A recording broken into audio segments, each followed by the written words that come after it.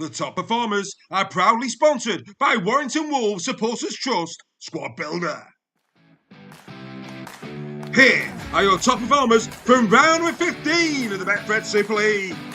The top try scorers with 2 each were Jacob Gagai of Huddersfield Giants, Tom Davies, Jack Broadbent and Noah Broom, all of Hull KR. The top try assisters, again all with 2, were Lachlan Lamb of the Lee Leopards, Tristan Saylor of St Helens and Mikey Lewis and Jack Broadbent of the Robins. The top meter maker of the round was Tom Davies of Hull KR, 241.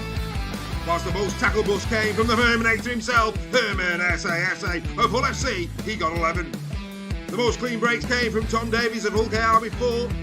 Whilst the most hard meters made down the middle were by Kalepi Tanganoa of the Robins, 195.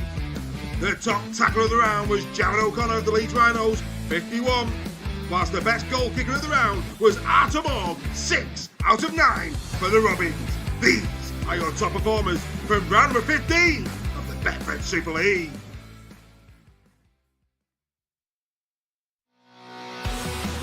This production comes to you in association with the Bluebell Warrington. Situated in an 18th century building in the town centre and just a 5-minute walk from the HJ Stadium, the Bluebell is the perfect destination for pre- and post-game food and drink.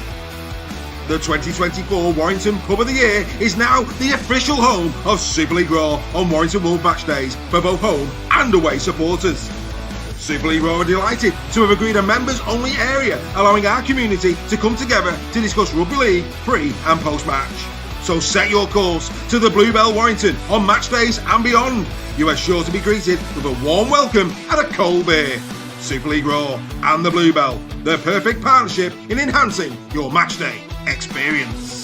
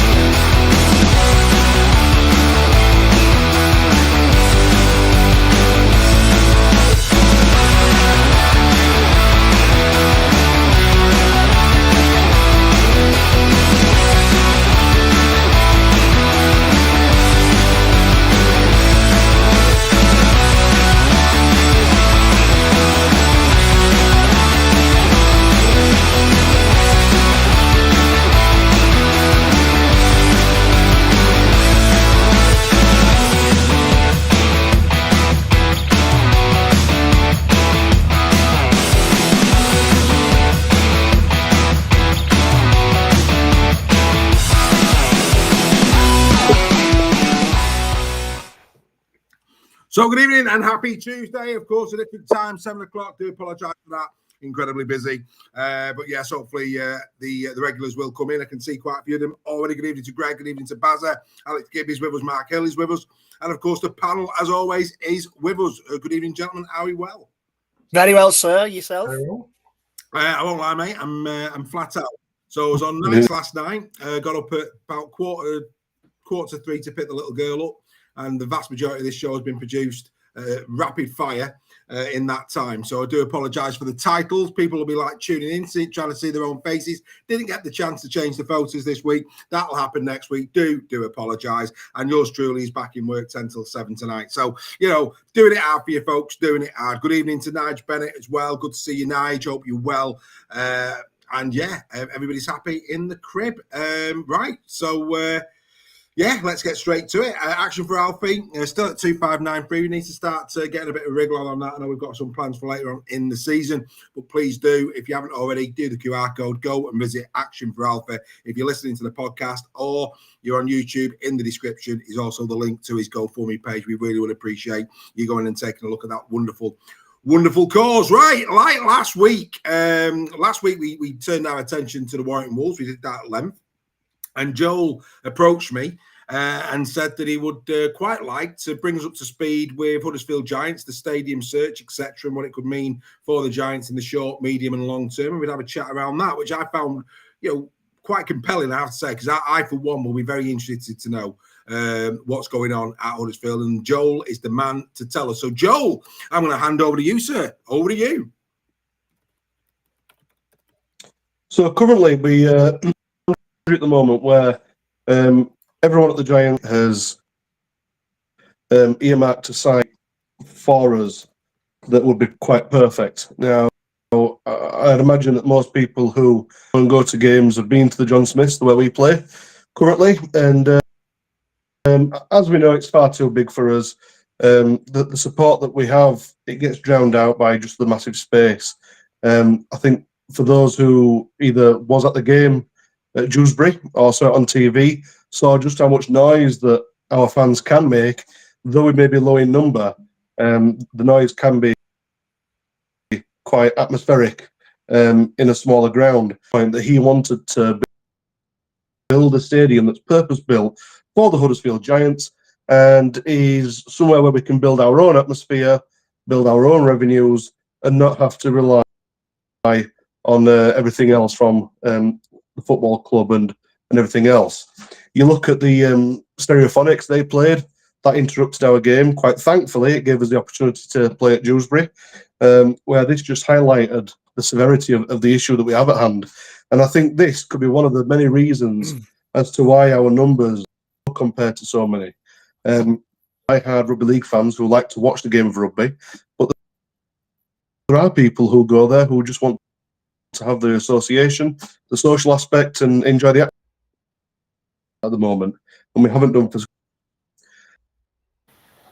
The real issue we've got is wearing and that's something that's never changed. Before most of all our lifetimes, it was known where the Giants were getting 30,000, but of course that is many moons ago, and that could possibly be at the very early stages of football, where that wasn't such a predominant sport in this country. So essentially what we've got now is we've got this land close to the current stadium.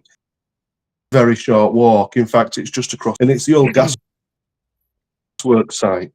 Now this site, unfortunately, didn't get a chance to put the pictures across to Dave for this evening. But if you look on the Huddersfield Giants fans page site, if you look on the Huddersfield Giants site, the official one, you can see where the plot of land is, and as you can see, and it is the perfect opportunity for us to build a stadium.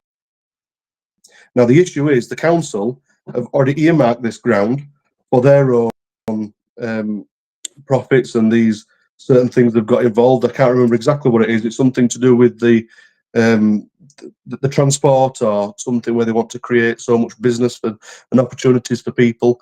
Now, Ken Davies said that he can create these opportunities and give people many jobs throughout the revenue, whether it be through food, drink, bars, the club. We can have functions going on there, certain concerts possibly, to something that will be around about 7 or 8 or 9,000 seater.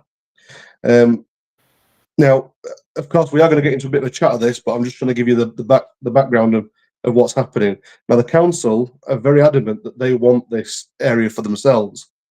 The issue we have as Huddersfield Giants fans, and especially for Ken Davey, who's putting in this, colossal amount of money just to get things in motion, get plans going.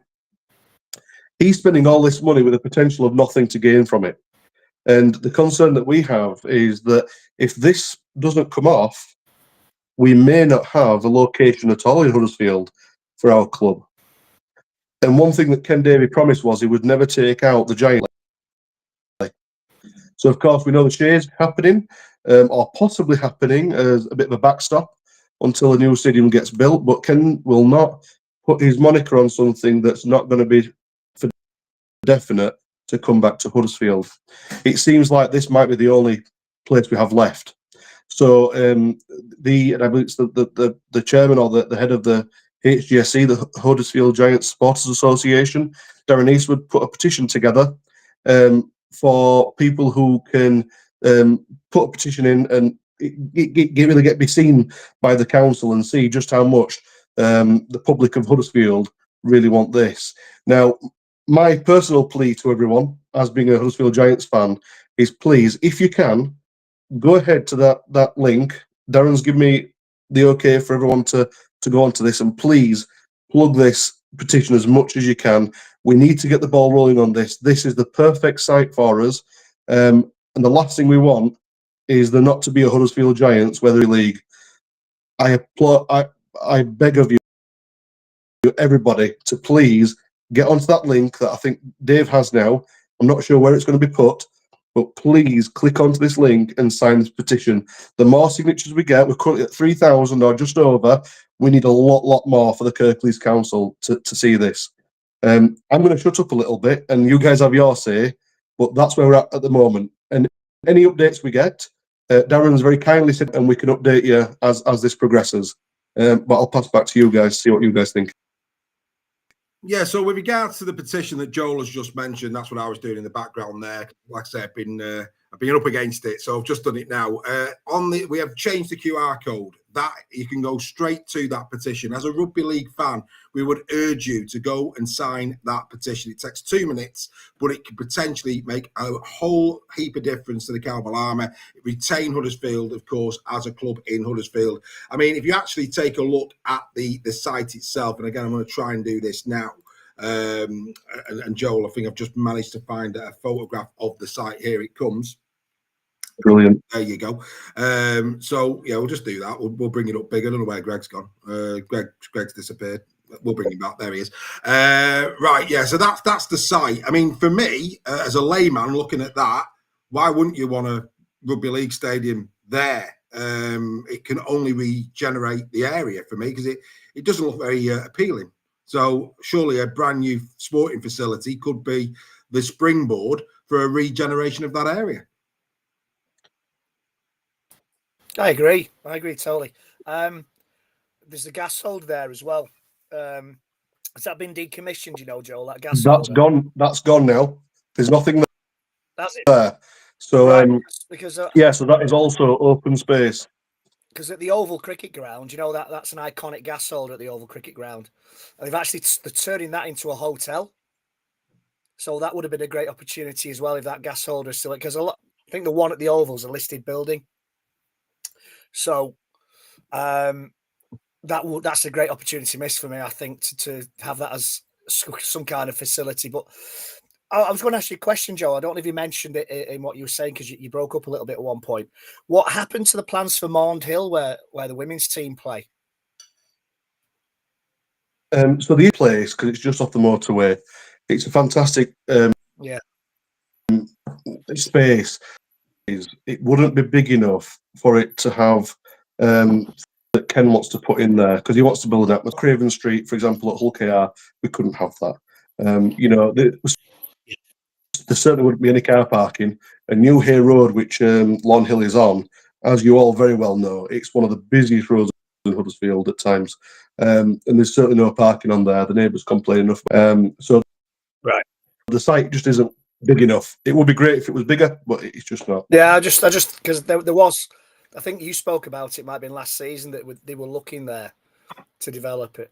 And the other thing, just something that Dave said when we came down to watch Warrington play Huddersfield first game of the season, it was a comment that Dave made. You go into that stadium and you would have absolutely no idea that rugby league's played there. So, you know, that's right. That is, you know, befuddles me that you have a rugby league team, top flight rugby league team in the town where the sport was born. You go and actually watch them at the stadium, and you would have no idea. No, you wouldn't. So this is it. You've got town branded absolutely everywhere, blue and white. Yeah, You desperately need your own. Well, the I good, was the going to good say news is, identity. just coming in, Greg. Just coming in, mate. Yeah.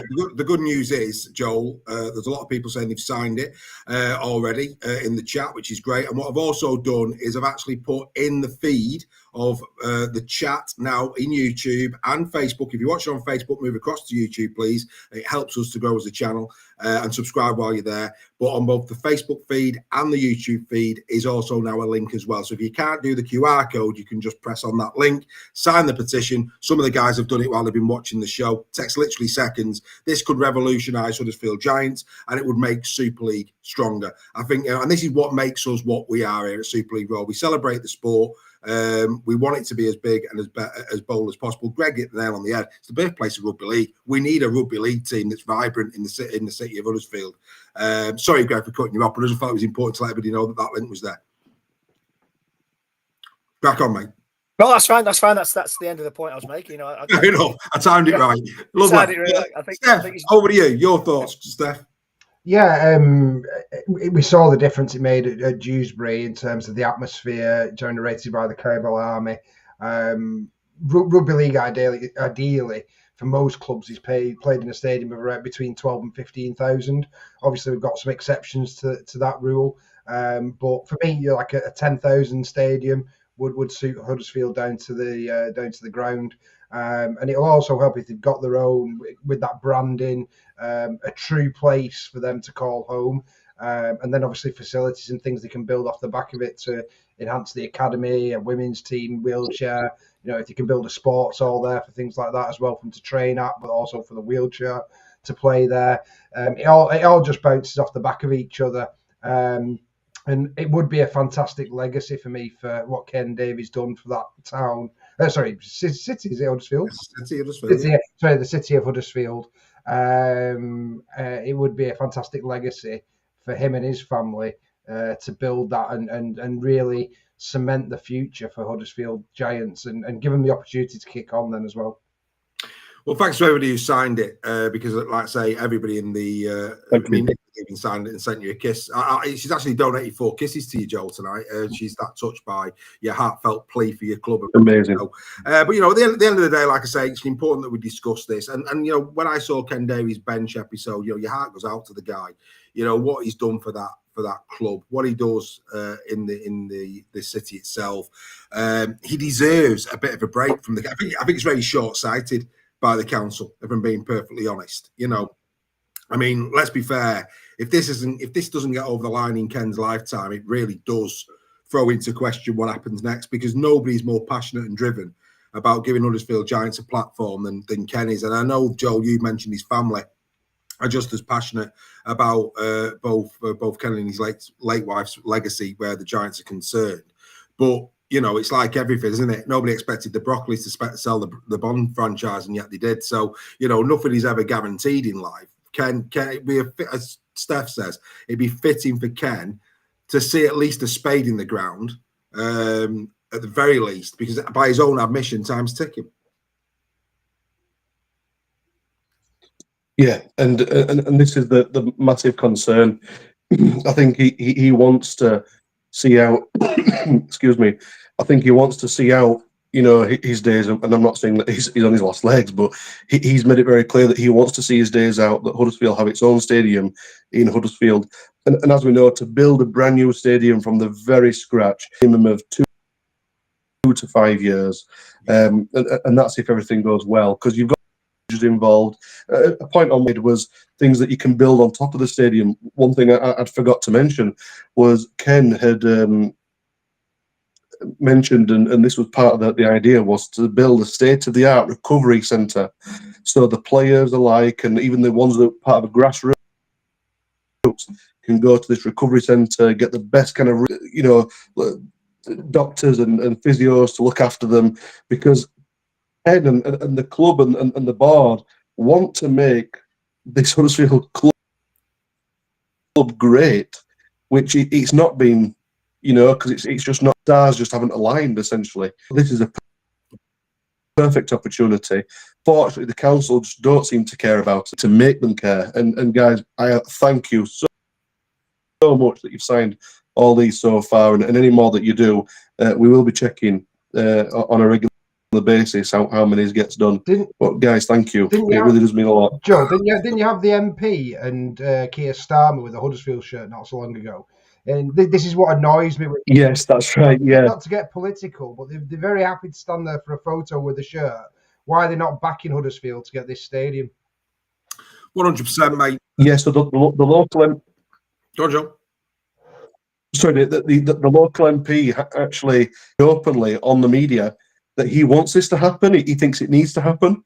But obviously the council and the MPs, I guess, are two total different. And I just hope that the MP would have a say, at least. And it's somebody that he is definitely very pro-Giants. Well, before Alex Gibbs moves across to YouTube, which he's about to do, well done, Alex, he's actually shared the post and tonight's show with a Rugby League's fans Facebook page as well. So hopefully that gets some traction. And lots of people have done the QR code. Remember, I've also put it in the description. And of course, it's heartbreaking because, one council that is being a bit more forward-thinking, Wakefield aren't having any problems with their redevelopment at all. Their council are all over it, and look at what Wakefield are doing. So, it's like everything, Wakefield, Lee, to a degree, a lot of these clubs, KR, started from a lot more humble beginnings than they currently have got. It has to start somewhere. And if you give people the right facility, and that's the key here for Huddersfield, it has to be right for Rugby League. And Dewsbury did show what the Cowbell Army can generate. And as a new follower of Huddersfield Giants, if you was to have gone to Dewsbury and been in around that partisan, very, passionate support base that they've already got, you'd feed off it. You'd want to be a part of it. You'd go again. So this is absolutely massive for not only Huddersfield. And what's lovely tonight is all these people who are signing the petition, new people who are listening on, on the podcast. The vast majority of these people, they're all wearing different shirts. This isn't about the colour of the shirt you wear. This is about Rugby League. This is what Super League Raw is all about. Yes, we love our sides, but we're passionate about the game. We need to see our game grow for the betterment of the sport, so that in the long term, we've got a viable Super League and the entertainment factor goes through the roof. Huddersfield Giants are needed to do that. So everybody who's done it, thank you very much indeed for doing it. Joel, I told you I'd give it a platform, mate. We're hoping at some point we get Ken on. Thank you. Joel keeps working hard to get Ken Davey on. It'd be lovely to get Ken Davey on at some point. The man's an absolute gentleman. We'd love to have him on. But there you go. So that is our little chat about Huddersfield Giants. You probably learned a few things about the dilemma that they're in this evening and the part that you can play. That is why I was more than happy for tonight's opening conversation to be about the Huddersfield Giants. But we've got to move the conversation on, and we only do that in one way here at Super League Raw. Banging or hanging? This is what would I love to say at Super League Raw. So I listened to Final Whistle and I thought back about Mikey Lewis, and I don't agree on the Mikey Lewis got penalised just for laughing. I think that's just Mikey Lewis' personality, and I think we need more people like Mikey Lewis because it brings more excitement and entertainment to the game. And I think that the referees need to be consistent because there's been an amount of times in the past couple of rounds where people could have been penalised for different things, but the referees haven't given it. And I also think Mikey Lewis can be a bit cocky sometimes, but he's still young and is still learning. What do you think, Super League Raw?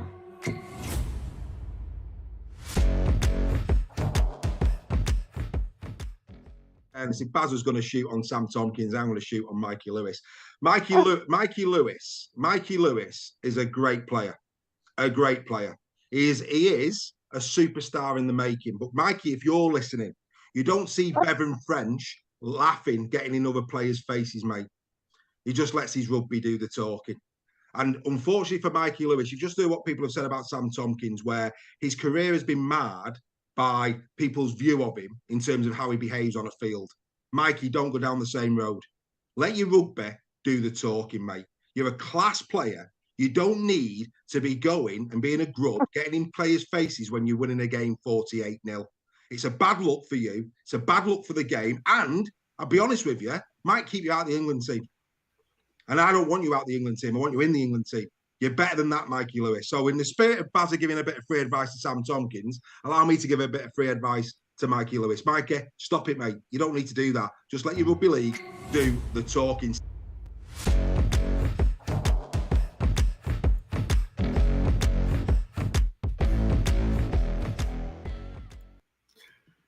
Obviously, my mate Ollie, a little apology. He went for me there, didn't he? But no, look, interesting. I thought it was important that we gave a bit of context instead of in terms of what we said about Mikey Lewis on the show. So let's try and unpack what Ollie said. Greg, I'll start with you. Okay. There's no denying, and nobody's waxed more lyrical about Mikey Lewis and Super League Raw over the last couple of seasons than all of us here on the panel. Yeah. First of all, the good side of Mikey, there is no doubt about it. The lad is a superstar of a rugby league player in the making, isn't he? Yeah. Oh God, yeah. He's you pay the entrance fee to go and watch Mikey Lewis. He's exciting. He's got skill. If he plays his cards right, he is a future of England Rugby League.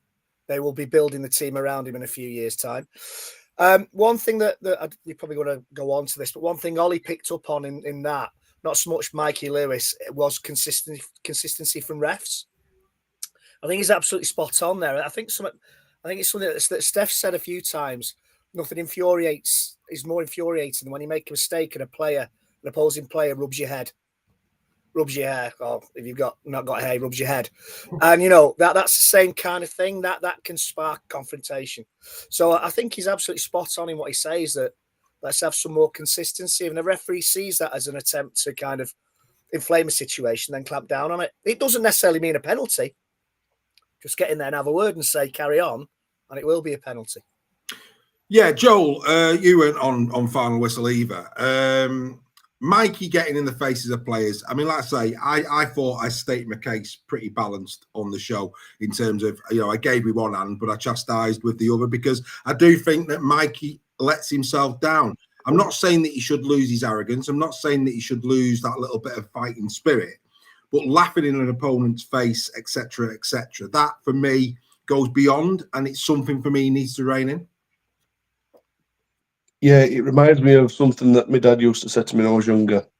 He said, "There's a time and place for everything," and for Mikey, that's never truer a word said, because yes, we've said it before, and I stick by this. Arrogance is what the top, players in the world need and have. But it's how you show it. And if it's when you've got the crowd, giving it you all game long, and you might give them a bit of this and that when he scores, fine, totally get it. It's banter, it's having a laugh between them. But when you go into that point, for me, that's crossing the line, and it's becoming almost childish. If I'm being quite honest, that's my view on it. And it's quite patronising as well, because some of these players will not be as good as Mikey Lewis. And he's that good of a player, he doesn't need to do that, as you've said, Dave. So when he does it, it's almost like degrading himself a little bit. So he just needs to look himself in the mirror a little bit and just kind of... Don't know how many times we've got to say he's a great player before people listen to that side of what we're saying. Steph, I'm going to let you have the last word on this, because we're getting colourblind in the chat. And this is what I want people to take a step back for a moment. Because now we're getting FC players do this and KI. Nonsense. Guys, this is what's wrong with it, okay? It's not Mikey Lewis as a role model. That goes on to park pitches at 9-year-old kids. We're not football. You go and watch an amateur game of football and you've got kids rolling around like the Ronaldo. Oh, look at me knee. Somebody's clattered me knee. And it gets to park pitches, right? Mikey's behaviour, this laughing in other opponents' faces, etc., I've got a 12-year-old boy. If he did that, he wouldn't go out for a week, because that's not what you do. So take your colours off. If any other player was to do it, I'd say exactly the same. The difference is, as Greg says, Mikey potentially is the poster boy of Super League in the future. He's that good. He's that good. So we don't need him doing this. Nobody's saying Mikey Lewis isn't a great player. And I take umbrage of anyone saying that I'm slagging him off. Believe you me, this is 95% praise, 5% look in the mirror, Mikey. So let's get a bit of perspective on this. Steph, do you agree with that? That the risk with this is that he's a role model in the making, and it will go on to park pitches, that type of behaviour, won't it? Yeah, I mean, this is not a new thing with halfbacks, is it? It's the first point I'd make. I'd point to Bobby Goulding, Andy Gregory. All those type of players had a bit of grubbiness in them. That's what makes them great halfbacks, and it's like a bit of the madness genius kind of thing. Everyone's in the chat's right. Everyone would love Mikey Lewis in their team. Of course they would. He's the most exciting player in Super League at the moment for me. What I would do if I was an opposition team is I'd really go at him. I'd wind Mikey up because it'll get him. At one point, it'll get him red carded. So I would use it against him, and maybe he'll learn from that. The biggest problem at the moment is you can't punch someone in the face, and Mikey knows he can't be punched in the face, and so he knows he can get away with some of the things. But a lot of the stuff is borderline stuff. I don't think it's going massively over, but I think it's just inflated with Mikey Lewis because of how well he is playing. We do look for reasons to knock him down a bit, but I don't like it. But if he was playing for Lee, I'd probably defend him. That's the way it is. So yeah, it's. I don't, but what I take, look, guys, you've watched me long enough to know I think Mikey Lewis is an exceptional player. Yeah. But if we can't sit here and call that out for being inappropriate, what are we doing? I don't want to see any rugby league player behave like it's a tough enough game. We don't need to, and we know at the end they're going to shake hands and all the rest of it. It's what make our players fantastic. But I don't care what shirt somebody wears. I don't care what Jake Connor's done in the past. I don't care what Will Price has done. I'm not having a go. I'm trying. Look, it's like everything. What Mikey Lewis needs is mentorship. Somebody mentioned on the chat, me and Baz had a really good chat after final whistle. And we talked about when Mikey comes back from England, the impact that Sean Wayne has on him. You see a difference in his personality. So by us saying to Mikey, by anybody getting Mikey under his wing, saying, Mike, you don't need to do that, mate. Yeah, by all means, tackle hard, all that kind of stuff. And you're right, a little bit, fine. But I think when you start laughing in opponents' faces like that, that's just insightful. That you don't need. It's a bad look for the game. And I don't care who does it, whether it be Stephen Ratchford, Matty Lees, Mikey Lewis. I don't care. Yeah. This isn't about let's have a go at Mikey Lewis, but Mikey's doing it. Mikey's doing it. And we're trying to know. The problem is, though, Dave, is if the officials aren't doing anything about it, if there's no rule about it, I don't know if there is a rule or not about being a bit grubby, then if he's going to get away with it, he's going to do it, isn't it? If it's getting under the opposition's skin and it's working, he's going to do it. And if he's not getting penalised and it's not costing his team, the only way that this will stop with Mikey is if it starts costing Hull KR. So, and if his teammates are affected by it, that's the only way thing. And that's something that the RFL need to look at. If they deem this as inappropriate behaviour, then they need to be penalising him. Simple as that. The other thing you've got to consider, Dave, as well, is that the thing that's going to keep him out the England squad? With Sean Wayne looking at that and say, I can't afford him to be doing that against the Aussies. And I think he's, again, I want Mikey Lewis playing for England. I want him up against the Australians because he could turn the game for us.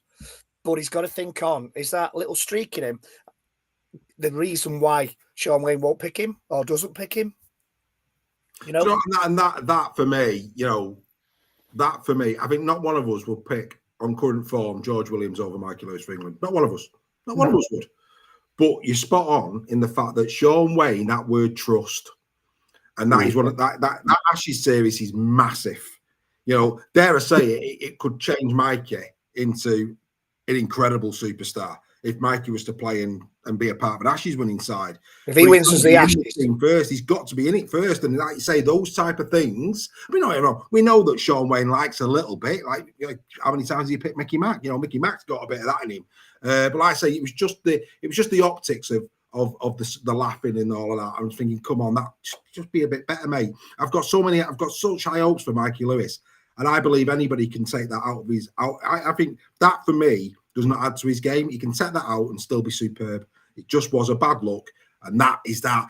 Interesting debate. I tell you what, it's got a few people spiky, which is always good fun, isn't it? Always good fun. But there you go. Right, let's get into other debates on this hanging and bang. And I'm going to take this one because I thought it'd be a little bit of missed the knee out at Castleford. How rude of me. I told you I was working at a breakneck speed. And the last thing I want to do is, get the keyboard warriors who watch, 2 hours of great entertainment and then say, oh, you missed the knee out at Castleford.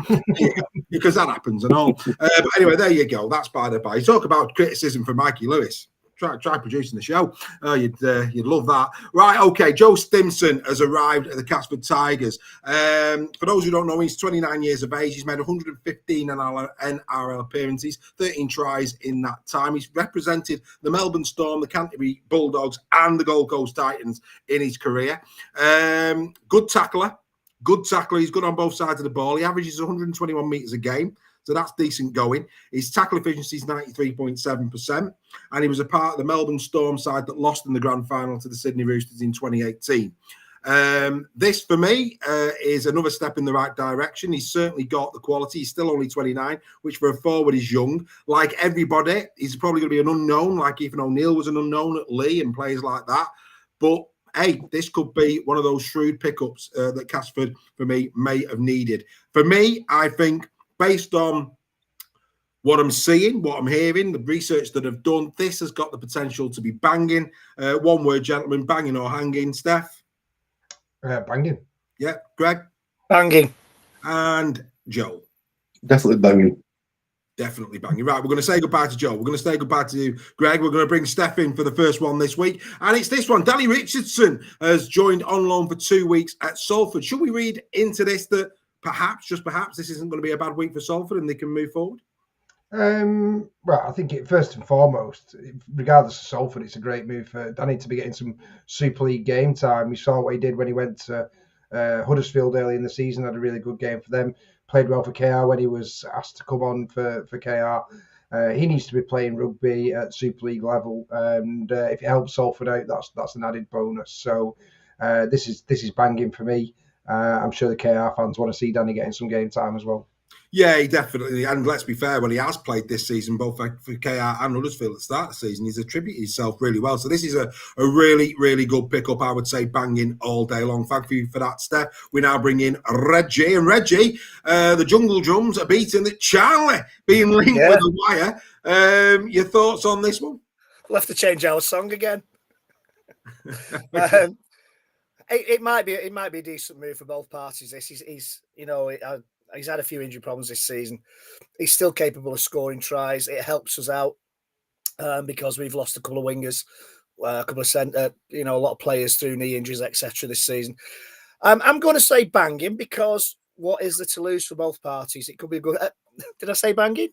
You did, yeah. Yeah. Oh God. Why? I do, and I'll tell you why I disagree. Go on. No, let me say why it's banging. Because both parties haven't got a lot to lose. Oh, they have. I don't think so.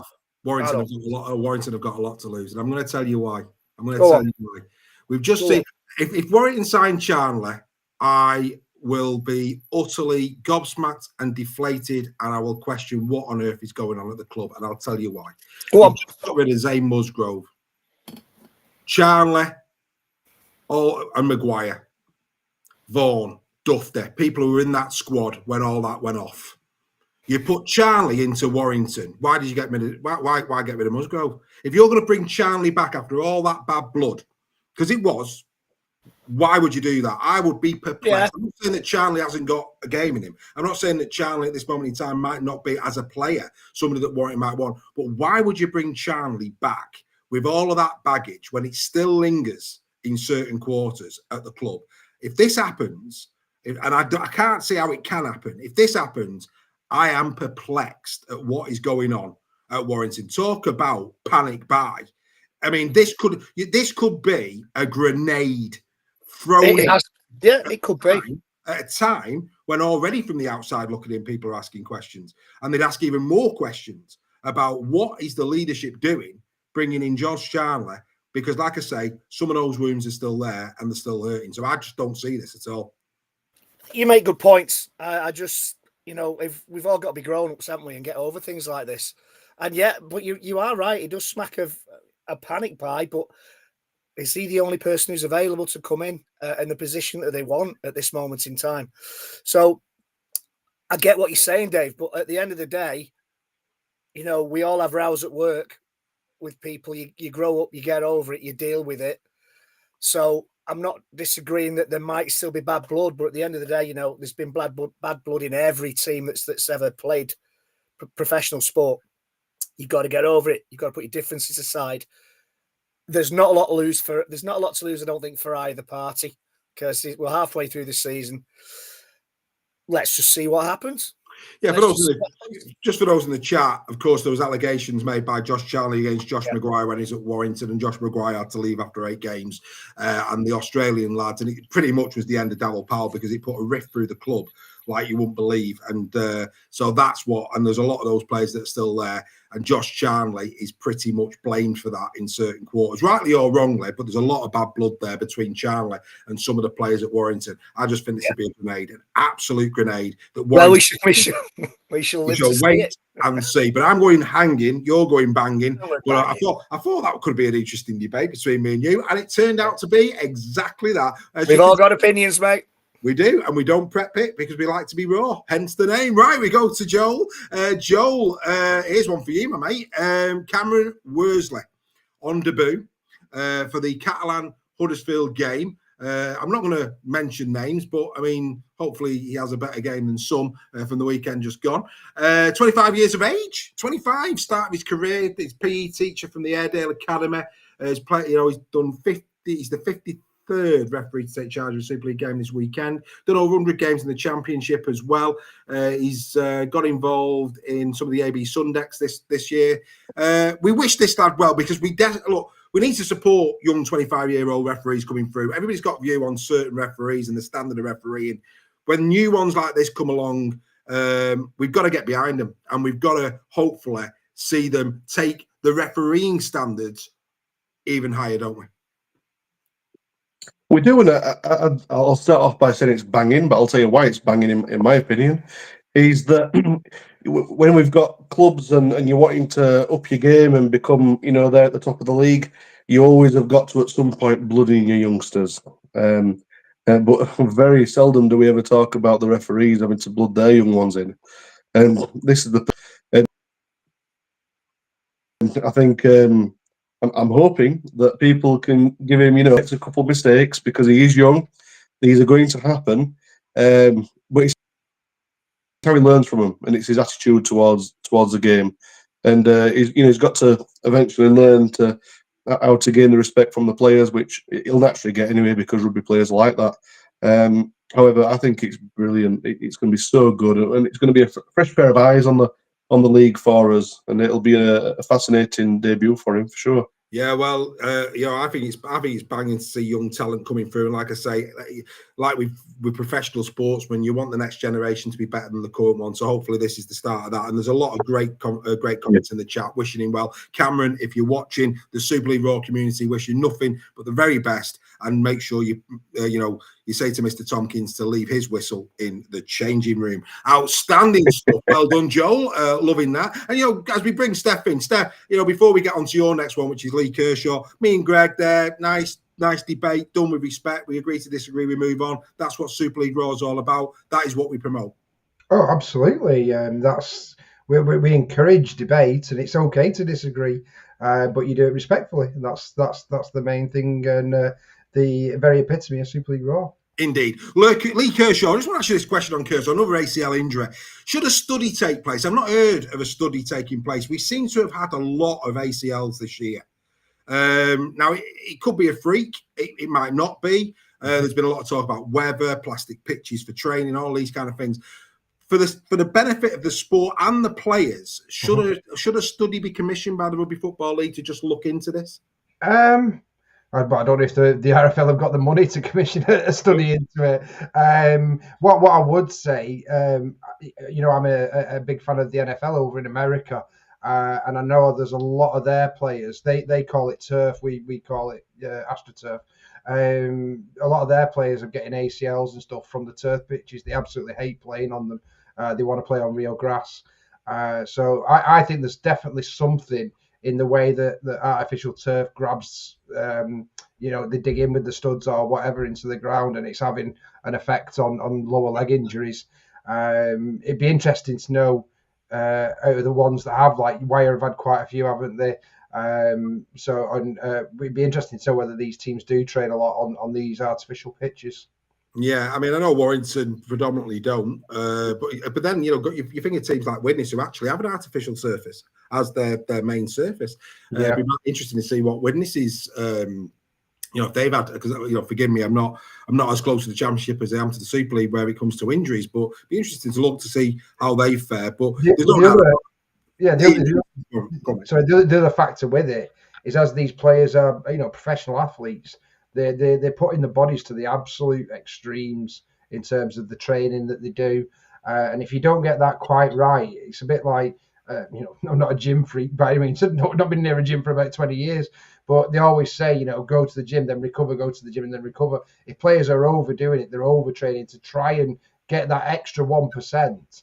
Then that could be potentially it. I think it's very difficult without being a medical scientist kind of thing. But if we could commission a study into it, I think it'd be worthwhile at the moment, because it does seem to be very exaggerated in our sport at the minute. Absolutely, no doubt about it. It's been hanging this year for ACL injuries. Thank you, Craig, as always, for banging the drum for Super League Raw, where the membership's concerned. Craig absolutely loves being a member, as do all of the members. Do get closer. You will never regret it. Fantastic stuff. Well done, Craig. We say goodbye to Steph. We bring back in Reggie. I don't think we'll fall out over this one. The Trinity Feel-Good Factor. Only 300 tickets remain for their allocation, which they expect to sell for what has got all the hallmarks, we'll get into it later, of a fantastic game this weekend, KR taking on Trin.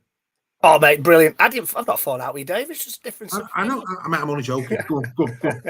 No, brilliant. Haven't they done a fantastic job? We tipped them at the start of this season to do well.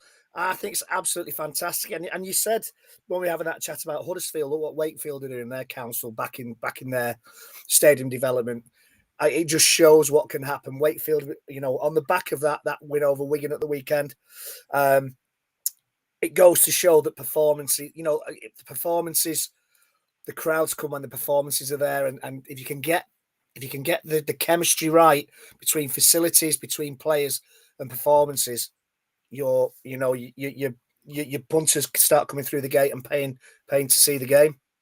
Banging then, sir, banging. Absolutely banging. I completely agree with it. And then we'll bring Joel in for the last one. Joel, and this is a bit of an interesting one, Joel. This is an interesting one. The charge down. Is it another step in the wrong direction? Now, don't get me wrong. I put Pangai Jr. on the screen there. That wasn't a good one on O'Brien. I get that. We've got to be careful here. But for me, a good charge down, pressuring a kicker, it's not tiddlywinks. We've seen a few this weekend where the players, they wrapped their arms and they took them to ground and a penalty's been given. And I fear for the sport if we take yet another part of competitive nature out of it. It's got to be done fairly. What's your thoughts on the charge down, mate? Are they getting it right? Are they getting it wrong? Well, the funny thing is, it's never been an issue for the past 30, 40 and 50 years. But what because I played at prop when I played, size and weight, as I'm sure most of you have seen when you've met me. When I'm running at full pelt, I can't just stop on a twopence. I've got to, it might take me 300 yards just to slow myself down. So what happens is when you're going at full pelt and you're going to try and charge a ball down and you end up gliding into your player, though it may be late, I think you've got to look at intent. And there's some players who are much slighter and they can stop a lot quicker. But I think usually you can tell by body posture, body language, and especially the eyes. If they're looking at the man, then clearly there's intent towards the man. That's maybe where we could possibly look at not a captain's challenge as such, but something that the referee could look back at the video ref for in a very short amount of time, because obviously we know that they already take far too long as it is. But I think that's something that needs to be looked at is the type of player that's running, who's hit him, how late it's been, and did he intend on hitting the player or did he actually try and charge the ball down? So that's where my stance is with it. But yeah, I think we need to just be a bit, the common sense thing comes into play, doesn't it? You've got to have common sense. You can always tell if someone's genuinely trying to stop the ball or trying to hit the player. Yeah, bring the lads back in on this. I mean, like I say, the Pangai Junior one for me was a shock. I mean, that's a penalty, and that deserved a yellow card minimum. Nobody's talking about that. But I go back to the point, Steph, that I think we saw quite a few this week where actually they wrapped, they took the player to ground, and still the referee gave a penalty. And for me, that's wrong. Absolutely. I'm still filthy now about the Robbie Muller on Huddersfield. It was a ridiculous decision. It was a perfect tackle. You're allowed to challenge the kicker. And if you make a tackle legally, and I mean, some players are that conscious of it, like the Robbie Muller one, he put him down, gently in it. So yes, you've got to be allowed to put pressure on the kicker, because we all know, your Mark's needs and stuff. If you don't put pressure on him, he's going to kick you to death. But you've got to do it legally. And the Pangai Junior one was a bad one. But that's the difference, and that's what they've got to get right. And when you've got video referees now at every game, there's no reason, that they should be captains challenging them. If they're giving those, then they need to be captains challenged, because we need to allow legal hits on kickers. I agree. And Greg, I mean, a bit of chat going on over the Hull FC Salford game, the Shorrocks one. I thought Shorrocks was exceptional, I have to say. Yeah. And what I mean by that, before the FC Brigade kick in, his commitment to the cause, you had to admire it. You really did. Fair play to Joe Shorrocks. That's somebody who's giving his all for Salford. But coming to that one with Caesar, it was borderline. I could understand the penalty being given. I would say that. It was borderline play on penalty. I've got no issue with the penalty being given. But I don't know about you. There's a new rule that comes in that if you grab a shirt and then punch somebody in the chin, you get away with it. Am I right in saying Shorrocks has got a ban for that, a game ban? Shorrocks, yeah, but that's because of his accumulation points. Yeah, it's accumulation of points. But yeah, I mean, do you know, as Steph says, I'm still filthy about the one that was given against Warrington. Sorry, Joel, but it goes from 6-6, potentially 6-6, to 12-0 to the Giants. And I think we all agree, Joel included, that wasn't a penalty. But again, Joel took it. Joel took it. But it's one of those. We're getting far too many grey areas keep creeping into the game, and the word intent is creeping into the game. And as you say, Dave, for too long, we might be turning people away because of grey areas and intent are unintentional. I mean, in games are being lost or won. So rugby league is a simple sport that's being overgoverned and overruled. I think we need to, and I don't mean overruled, I mean the law. There's too many rules, too many laws coming into the game, too many ifs and buts, too many, well, was it intentionals? Too many, well, did he mean to raps? Mitigations. Too much, it's a mitigating circumstances. He's either clocked him eye or he hasn't. So again, that word consistency comes into this. So I think at some point we have to sit down and look at these areas and come to and I know this phrase doesn't often get said about in the same sentence as the RFL. Some common sense has got to be used. Yeah, the problem is, Reggie, as well, for me, the worst one is when they say there's mitigation and then they don't tell you what the mitigation is. And some will say it's low level force or whatever, and then those ones say, but there is mitigation, and then not tell you what the mitigation is. It's so frustrating. But there's just it comes back to the one we always say, which is consistency. That's all we want as fans is the same tackle to be given the same punishment. Look, I mean, the thing for me as well is, look, it's a competitive sport, and if you can't pressure a kicker, that gives a massive advantage to teams that can afford the best kickers. Yeah, some of these kickers, you can't afford them time and space, because if you do, they'll just destroy you. So you've got to have the ability to pressure a kicker, because for me, without that, it does dilute the sport. It is what it is. And tackle, not just pressure, and tackle them and give them a really big hit. It's rugby, it's not tiddlywinks. We can deliver a big hit, but it can be done legally and safely. The thing on that, I think for me, there's a big difference between a late hit on a passer who's hit by a player who's not in his peripheral vision. Absolutely. There's a good word, Greg. It's a great word. Thank you very much. And we like a good word here on Super League. So there's a big difference between that and a kicker, because a kicker knows he's going to get hit. Yeah. So if you're a number 7 and you're charged with kicking a ball downfield, there is a chance on at least 50% of the plays you're going to get it. Yeah. You're going to get it. So for me, there's a big difference, like I say, between somebody being hit late when they weren't expecting it, that can cause an injury because they're relaxing the body. But a kicker doesn't relax the body. You know, they know there's a potential it's coming. It's two very different things. It's the whole point of it, though, isn't it? The whole point of putting pressure on them is that you want them to know you're coming. You want them to know that they're about to get a big hit because it disrupts that thing. But it's doing it legally. The Pangai Jr. one on Gaz O'Brien was a shocker. He split his eye straight open. Where the mitigation was in that, it was a straight red all day.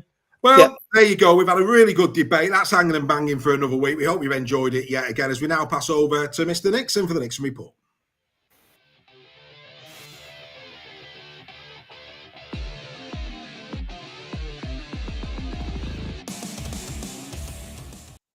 Okay, yeah. So first of all, bad news for Amy Hardcastle, who broke a leg in the Warrington game at the weekend. So send best wishes to a speedy recovery.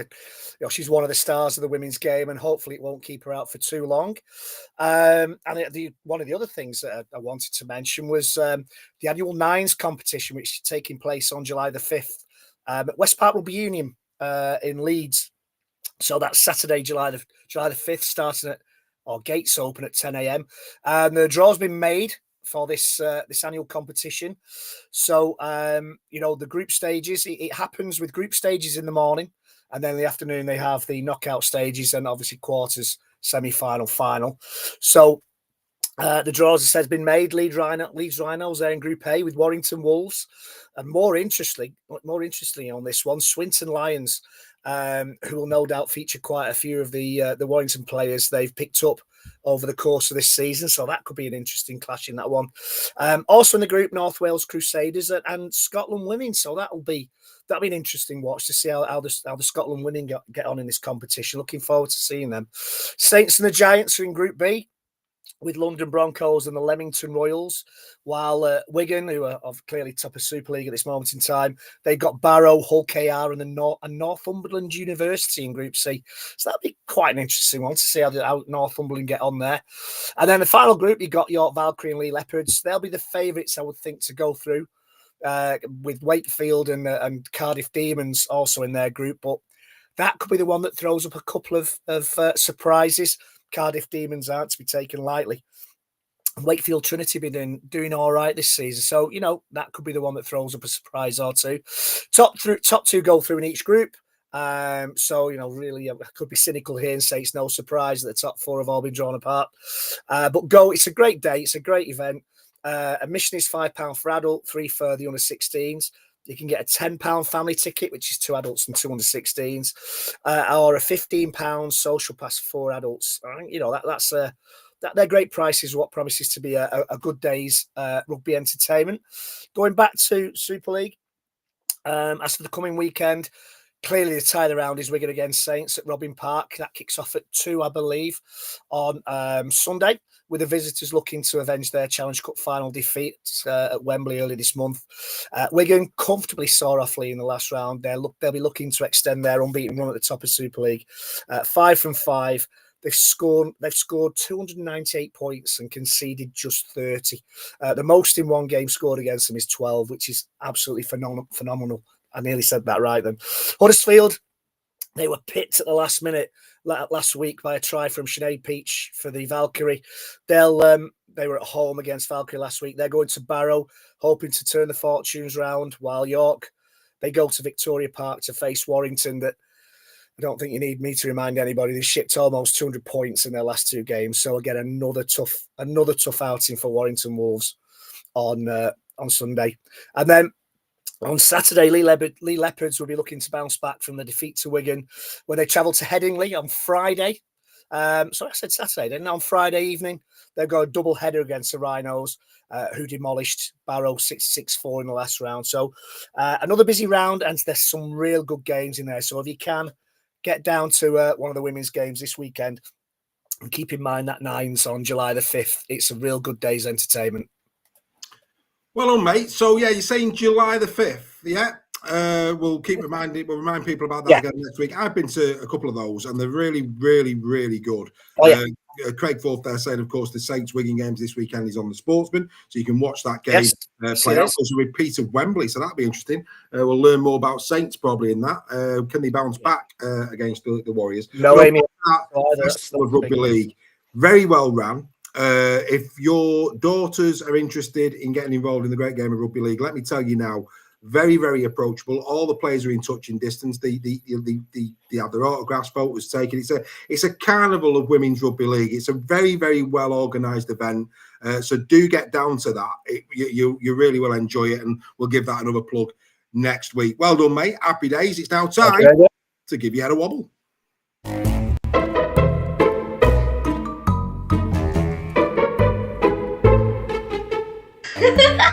Give your head a wobble.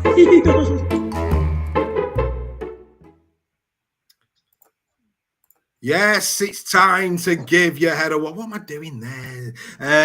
It's time to give your head a wobble yet again. Disclaimer time, ladies and gentlemen, disclaimer time. We know that this is just 0.1%, if that, of all your fan base. This is just for fun. No fans are hurt as a consequence of give your head a wobble, unless you're featured.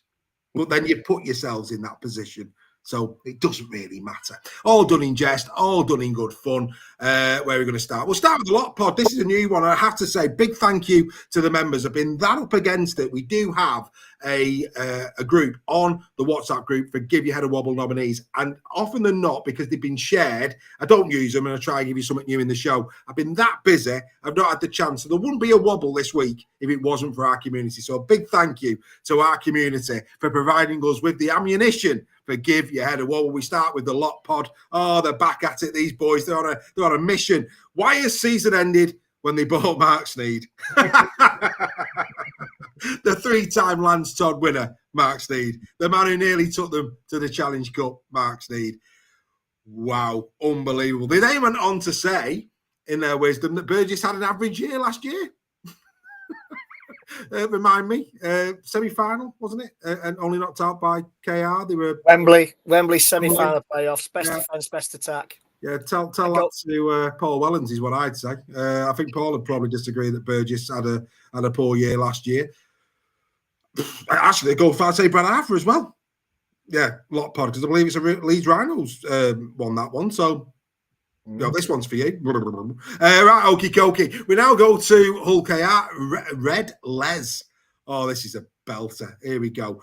He put a picture up of Harry Smith. Sorry to bring this to the sad news, but wondered if anybody may help. Has anybody seen this man this season? Ooh. Now, just to let you know, Red Les, right?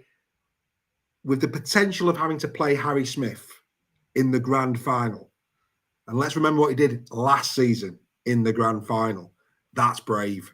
And we might just bring this back out the archives for an ultimate one at the end of the season, because that one could severely come back and bite a load of KR fans now that are watching this have got their hands their head firmly in the hands, thinking, no, what have you said that for? The thing with Harry Smith is when you don't notice him, he's at his most dangerous. Harry Smith isn't playing bad this season. No. But, yeah, that's brave. That should be put on his dressing room locker for him to look at every day, that Harry Smith. Mate, honestly, that's brave. That's brave, that is very, very brave. But Red Les, it's at the moment, but it could be an ultimate at the end of the season, mate, if that one comes back to bite you. Now, we've got to feature him. You know, it's been a while actually since he's been in the chat, but Ian Judson, our old friend Ian from Hull FC, it'd be rude of us not to go there. This is a little gem. I've got to say, Ian, you've surpassed yourself. Derek Beaumont, I can't believe you're even trying to rank Tyrone May as even good enough to lace, that should say, Aiden Caesar's boots clean. Or lick I think he said. Lick Aiden Caesar's boots clean. And they have teenagers, by all accounts, at FC that are better than Tyrone May. What did Derek Beaumont say about it? I don't know. He must have come out and give Tyrone a bit of praise. And, Ian's decided in his wisdom that Tyrone... Do you know what? You know what, people? This is why aliens fly right past us. It really is. They walk amongst us, Reggie. They walk amongst us. Deary me, Ian, mate, come on. It's been a while It's been a while, but dear me, come on. Right, we then go to I don't know that just quickly changed. Oh, hang on. Oh, it's all going wrong here on this side of the screen. Don't know what's going on. This one, I have to say, and do you know what? You do wonder. You do wonder. We're now going to Wigan. Liam Fowle, fantastic servant and club legend. Sorry again, but not got legs and no more. Nor is he a captain. Liam Fowle. Yeah, I don't know what this narrative is this year with Liam Fowle. I don't get it, because I think the last time we featured someone on Fowle proved the fact that he's missed less tackles than Jimmy and Sember this season. In the game that was happened at Wakefield, Liam Fowle tackled 34 times and missed one. Thompson missed 2. O'Neill missed 7. And Sember missed 5. What's going on here? Don't get it. He's not scoring like he used to, is he? Which is what he's judging him on. But they're incredible, as we always say, incredible high standards. Yeah, let's be fair. 100%. Yeah. I don't get that one. Some just don't like the old boys. But do you know what? Andy didn't stop there. He didn't stop there, Andy. He should have stopped there, but he didn't stop there, because he actually said that they're fielding too many players that are not good enough at Wigan. Andy, mate, come on. Most of those players, probably with the exception of KR at the moment, the vast majority of them players could pretty much pick who they wanted to play. Andy, I'll do you a swap. I would all day long. Oh dear. If you offered Sam Burgess today to swap the entire Warrington squad for Wiggins, I know there's loyalty in the game, but I'll tell you now, he might be hiring a bus, because I'm sorry, I don't know where you're getting with that. I really don't. Remind me, they did win the quadruple last year? Yeah, I thought they did. Unbelievable. And then finally, Warrior, like what he did here, Warrior. Jack Broadbent's absolute pony. He'll be out on dual reg when Gildart's back. Gildart ain't coming back, mate. He's got his name wrong there. It shouldn't have been Warrior. It should have been ER. Well, there's no doubt about it. You know, when his second name is what that reminds me of. Unbelievable. Anyway, so there you go. Like I say, sorry I didn't manage to get around the grounds. I had to rely on what the members have put in the group. Give you a head of wobble. We'll be probably more reflective of the whole league again next week. But do you know what? It's a great little segment. And I'm sorry, we're not trying to cause offence. At the end of the day, you put it out there. We're just having a little giggle at it. Simple as that. But yeah, there's a lot of wobbles going on. Debbie's with us. Debbie Hasty's with us, and she's wobbling. She's loving it. Anyway, it's now time for the Super League Raw, the only team of the week that counts. It's the Super League Raw team of the week. Here we go. Team of the week is sponsored by the Good Estate Agent. With an average turnaround time of 3 weeks, if you want your house sold quickly, then contact Stefan today on 01942 356 577. Quote Super League Raw for 33% off. It's the Super League Raw Team of the Week for round number 15 with the Good Stage for 2025. Here we go again, and at 1, not since Stay Puft the Marshmallow Man, Flatten New York. Have we seen a sailor provide such a surprising sight and devastating performance? Tristan proved some doubters wrong this week, didn't he, folks? At 2 is the man who is a cross between a greyhound and a weightlifter. Tom Davies yet again showed there's no substitute for size and speed, not to mention effort and courage. At 3, and on debut, is Tane Milne of the Huddersfield Giants. Put a cowbell around his neck and listen to his sweet music as he goes down the wing. Oh yes, and if he was a cow, this performance would have resulted in whole milk for sure. At 4 is once again Jack Broadbent. The baby-faced assassin has a job waiting for him at MI5 when he hangs up his boots, as he never misses. The ladies love his boyish good looks, and yet no one would suspect him, would they? At 5, all we hear is Jacob Gagai, Jacob Goo-Goo, Jacob Gagai, his best performance in the Clarendon goal today, and we will never get tired of this vision of a performance, as the Cowbell Army declared, we still love you. At 6 is the laughing joker himself, Mikey Lewis. Another exceptional performance, yes, from the reigning Man of Steel. However, who would have thought he would be auditioning for I'm a Celebrity with some very disappointing grubs on show. At 7 is the man who set fire to more than a bush at the Totally Wicked Stadium. He parted the crash of rhinos with ease, and it was worth carving in stone. Take a bow, Moses, and buy, quite simply, divine power on the night. At 8, once more, is Caius Faitilla, who demonstrated true Man of Steel traits against the Warriors. He's made of iron, saw through the Wigan Warriors defensive line with his X-ray vision, and went home via Lois Lane with the 2 points under his cape. At 9 is Zach Wolford of the Huddersfield Giants. Is there anything this man can't tackle? One thing's for sure, if you go into a restaurant this weekend for a steak challenge for all you can eat for free, Wolford's the man to him right. Colossus, who needs a tash? At 10 is the return of the Herminator. Who is it? Well, he's a big, frightening prop forward, but that's not important right now when this man tackle bust the entire stadium as the Ted Striker drinking problem curse. Talk about an earthquake. At 11 is the man who likes a tangerine, enjoys a tanglement or two, and has the tangability to win a game. Kalepi Tanginoa, once again leopard off the team sheet to bring tangency to the Robins left edge. At 12 is the legendary creature with the body back legs of a lion, yes, Josh Griffin, who without question fully enjoyed licking and cleaning his talons of the crust and filling of the Warriors' pie at full time. As for the Warriors' pie, it started as a steak one and became mincemeat of the... And finally, at loose forward is Jay Pitts, who, like Griffin, had a wabber game over the Warriors in a town renowned for coal pits. Perhaps it's Jay Pitts who is more valuable than the black stuff, as he's not combustible, yet leaves a mark and makes the Trim fans feel warm and fuzzy on their way home after 80 minutes, ladies and gentlemen. This is your Team of the Week for round number 15.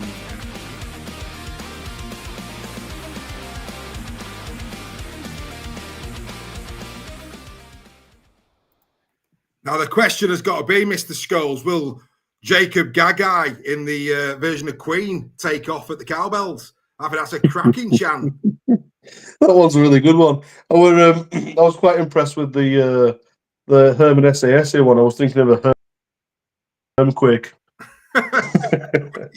But yeah, no, that was really good. Maybe that's something we should start chanting. If there's lots of Huddersfield fans in the chat, all 12 of us, maybe that's one we need to start singing. So get it on, boys. 3 Cowbells in the Team of the Week, and deservedly so. Oh, I thought my eyes were deceiving me, seeing so much claret and gold in there. It's maybe a one-off, but it's lovely. It's good. It is. Steph, also great to see some Wakey players in there. You know, not just Griffin, but you know, all of the Wakey team. They did turn, and I'll just say it again: the steak and ale pies of the Wigan Warriors into mincemeat and onion. They proper did them, didn't they? They did, yeah. There was great performance, and Fatilli and Pitts have been in a few times now. But obviously Griffin winding back the clock for me in this game, and had a really, really good game.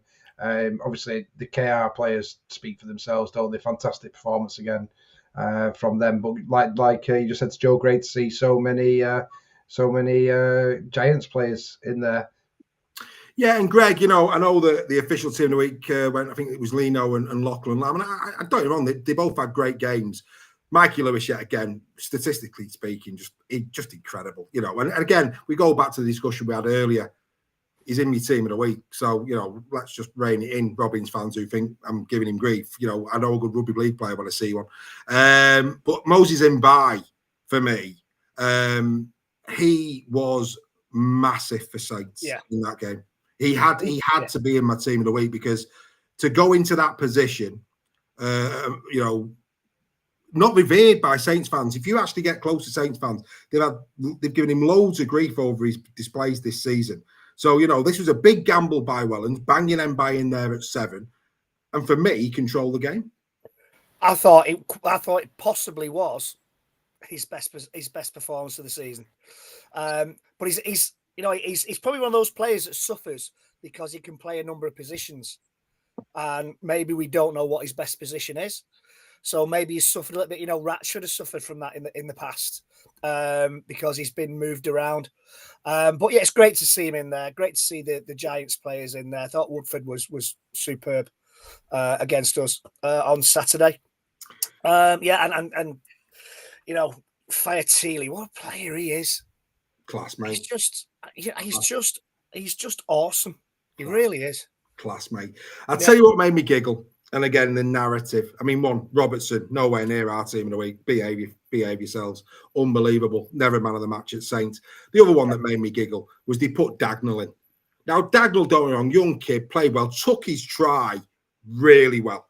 Got no issue with that at all. Carried the ball 10 times for 78 metres. But Davies scored 2 tries. He made 1. He ran 24 times for 241 metres for KR. Yeah. I mean, it's not even close. Not even up for debate. And it's another astute signing by KR. They've got the superstars in there, but they fill other positions with what I call astute signings. Yeah. Solid players that do the job. Absolutely. Well, look, like I say, that's our team of the week. We'll stand by it. We do. Great to see the Cowbells in there. Great to see Trinity in there as well. Some really big ones there. Bazza Kingston has done a super chat. Dave Kane does not believe Mikey Lewis is a grub. No, I don't. I think the behaviour's a little bit, but I don't. I think he's an exceptional talent. He is the superstar poster boy of our sport in the future, bar none. I think he will go down if he carries on his progression, keeps doing what he's doing. In 12 years' time, we'll probably be saying that Mikey Lewis is one of the greatest English products. Certainly the best of his era. That's how good this kid is. I've got nothing but respect for Mikey Lewis, the player. Just like him to with a bit more class. That's all I'm saying. Just a bit. Dave, just think, get it on screen that, because a lot of members don't know they can do that. So basically, if you do through YouTube, if you do a super chat, what it means is it guarantees we get your comment read out. So if anybody wants their comment read out by us, they can do a super chat, and then it guarantees we'll read it out. Absolutely, and that goes to non-members. Obviously, the members we look after you the best we can. But Baz really wanted to show his love and support, show his love and support, and to get on this. But no, if he pays £2, he can do that. That's no problem. No, but to be fair, Baz actually sent me a message after the final whistle, because again, people don't. The member, this is what I mean about membership. We did the final whistle on Sunday, and then we stayed on for 5 or 10 minutes having a chat, and that spilled over into extra time. It wasn't recorded. And Baz sent me a message on Monday saying I could talk to you all day. Loved it. It was a great debate. Yeah. Great, respectful debate. Agree to disagree. Absolutely, it was brilliant. Absolutely brilliant. But anyway, going back to Owen Dagnall for a moment. It's time for this.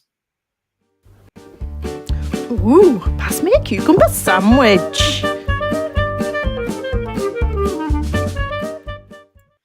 Yes, it's time once again. It's that good. He's that good a comment that it's back up on the screen. We'll get rid of it. Right, okie dokie. Let's get into the goal for. Let's get into the goal for and the Man of Steel, because the Man of Steel have produced their points as well. So stand by your beds, folks. Here we go. Right, where should we start? We'll start at Saints. Should we start at Saints? Let's go to Saints. So first things first, let me just do this, because like I say, I'm messing about on the side of the screen. No surprises. No Leeds players got any points this weekend. That for me, absolutely right. Okay. Oh God. Right. Okay. We'll start with the goal for. 1 point for Tristan Saylor. He was our man of the match. For me, Tristan Saylor was class. 2 points for Mbai. We gave 2 points for Mbai as well. So yeah, Mbai was definitely a top 3 player. No issue with that. Goldthorpe, who have they given their 3 points to, boys? Dagnall. Yeah. So Dagnall had a better game than Salem. Oh, come on, jog on. Absolute class. But if you think that's good, wait for the Man of Steel. So the Man of Steel gave him 1 point. They gave Dagnall 1 point. They gave Moses Mbai 2 points. So here, I'll think about the game here, boys. So 1 point for Dagnall, 2 points for Mbai. Who gets 3? It'll be someone like Matty Lees. It's Matty Lees. Matty Lees got 3 points. Did anybody see Matty Lees as man of the match? Is that Dream Team member, Matty Lees? Yeah, the one who sneaked in over Herman SAS last year, which was an utter disgrace. The same. I mean, don't get me wrong, Matty Lees had a good season, but Herman SAS should have been in that team all day long. And he wasn't. It's absolutely outrageous. Anyway, there you go. Man of Steel. Matty Lees, 3 points. Matty, good evening. Hope you're well. Anyway, we now go to Craven Park. Not Craven Park, sorry, to the Jungle, wasn't it? It was away. We gave 3 for Broadbent, 2 for Davies, and I'm trying to remember, we gave 1 to, I think it was Mikey. Mikey got 1 from us. The Goldthorpe, 3 points to Mikey Lewis. I get it. I thought Broadbent was better. They gave 2 to Broadbent. They gave 1 to Hadley. Now, don't get me wrong, he did a lot of meters, but they won 48-0. I mean, I don't know. But I like Dean Hadley, so we'll let that one slide because I do like a bit of Dean Hadley. No issues with the man of steel. They gave 3 to Lewis, 2 to Broadbent. They gave 1 to Davies. That's fine. Right, who else? Oh, it was Trinity, wasn't it? Oh yeah, let's go to Trin. Right, Trinity taking on Wigan Warriors. Right, we gave the man of the match to Fi Tilly. We gave 2 to Mason Leno. We gave 1 to Josh Griffin. That's where we went with our 3-2-1. The Goldthorpe went 3 for. They went exactly the same. So whoever that person was who did the goal for, whoever that journalist was, we're with you. We now go to the man of steel. They gave 3 points to Griffin. All right, 2 to Leno. So who got the 1 point? Be a Wigan player. You're thinking a Wigan player? Yeah. It wasn't a Wigan player. It was a Wake. All right. Okay. It was not Fire Tilly. Which now makes you think, really? Yeah. They gave a point to Tom Johnstone. He scored a try.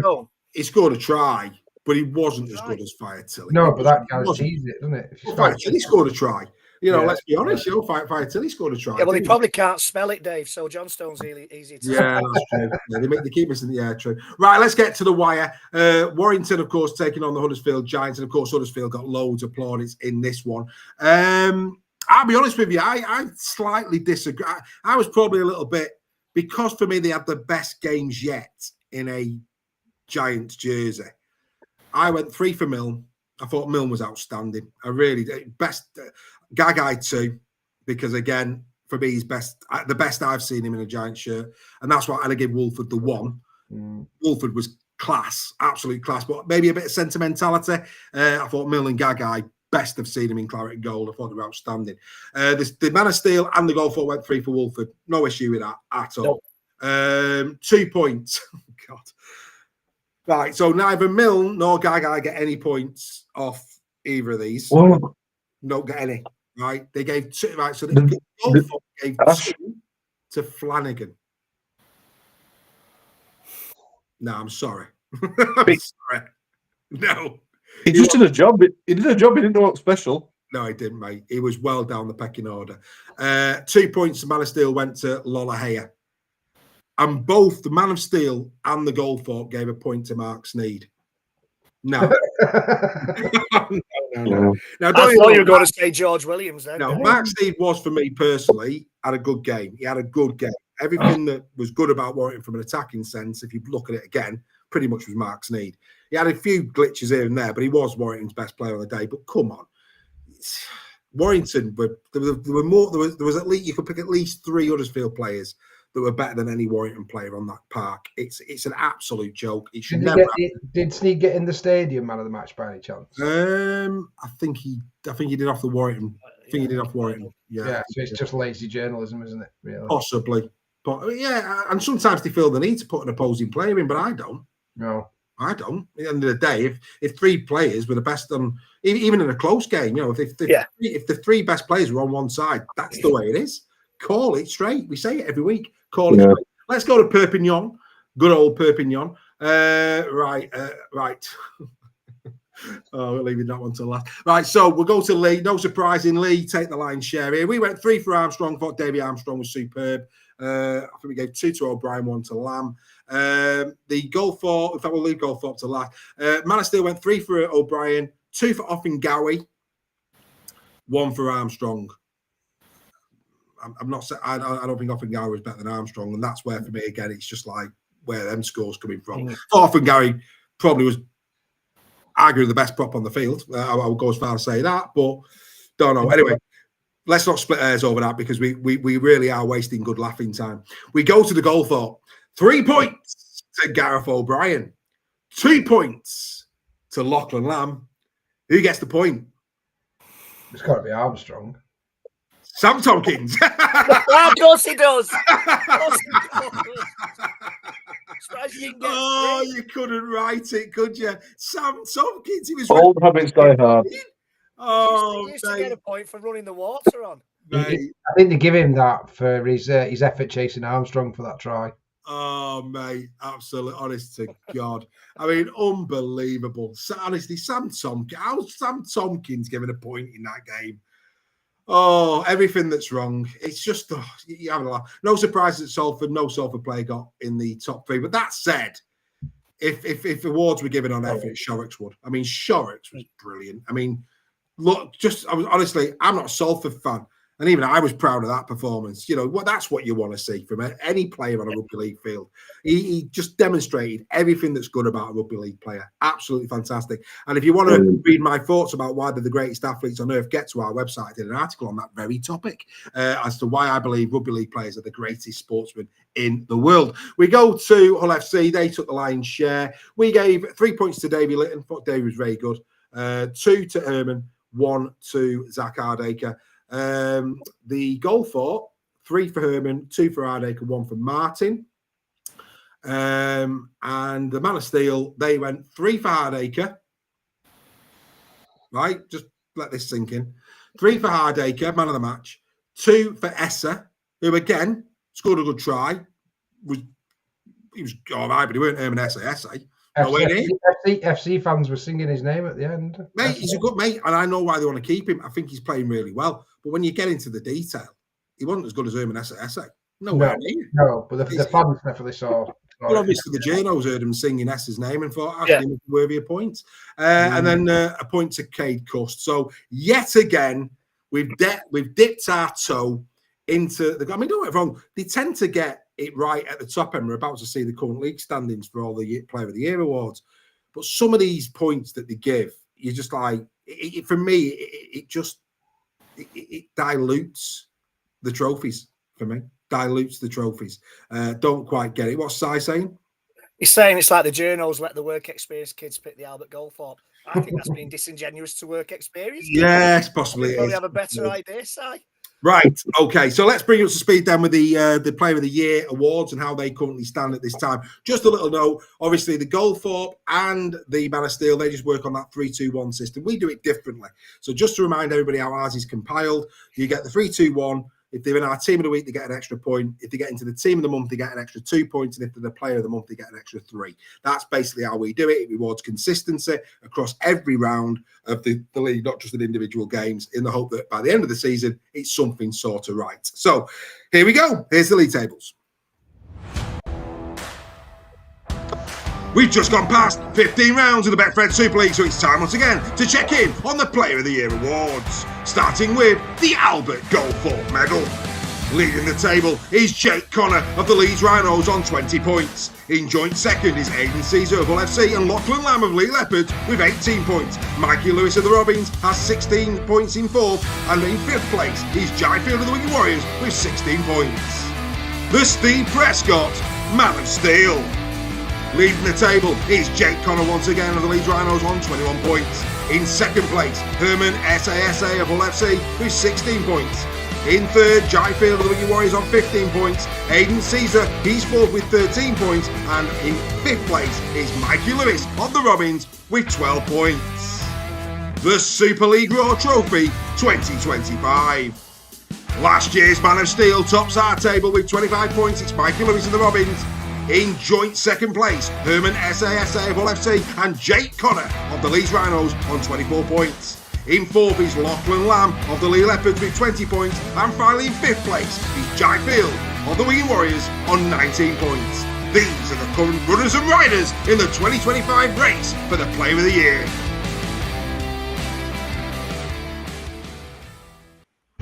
So there you go. They're the runners and riders as we currently sit. This is the Goldthorpe table. And for me, I'm just going to say it, if anything demonstrates why I think what we do's got a degree more credibility, Aidan Caesar is a not top 5 player in Super League this year. Nowhere near. Playing really well for FC. But should he be second in that league table?